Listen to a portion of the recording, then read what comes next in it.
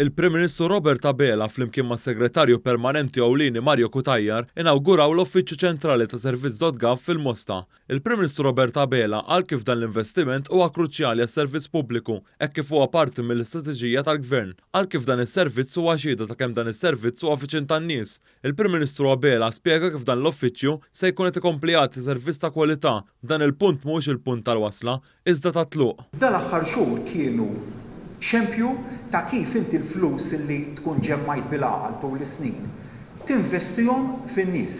L-investiment li sar illum fis-servizz pubbliku huwa investiment fin-nies. Hekk kif dawn l-aħħar xhur tul il-pandemija investejna fl-impjiegi tan-nies, investejna fin-negozju biex żammejna in-negozju kollha ta' pajjiżna u l-impjiegi salvagwardjati.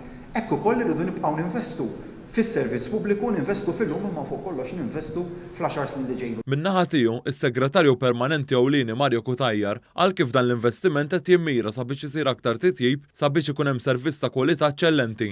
Lan ta' dan l-investiment huwa sabiex ikompli jinfirex is-servizz u s-servizz ikun iktar viċin ta' klijenti. Is-servizz pubbliku qed juru l-impenn tiegħu anki fil-ġejjieni tiegħu, jiġifieri qed nitkellmu fuq dal-ftuħ ta' Servizz.gov l-Uffiċċju Ċentrali, u qed irid jiftakar li Servizz.gov beda f'żewġ tikmamar ġol-belt u llum il-ġurnata bi-tlieta min-nies llum il-ġurnata infexx u kiber f'diversi hubs 23, b'diversi mobile apps, b'diversi online services li allura qed jagħti servizz impeccabbli lill-klijenti. Min-naħa tiegħu il-Kap Eżekuttiv ta' Servizz.gov Massimo Vella qal kif dan is-servizz se jkun qed isaħħaħ is-servizz fi 23 ċentru madwar Malta u s-servizz online li jingħata 24 siegħa kuljum 7 ijiem fil-ġimgħa.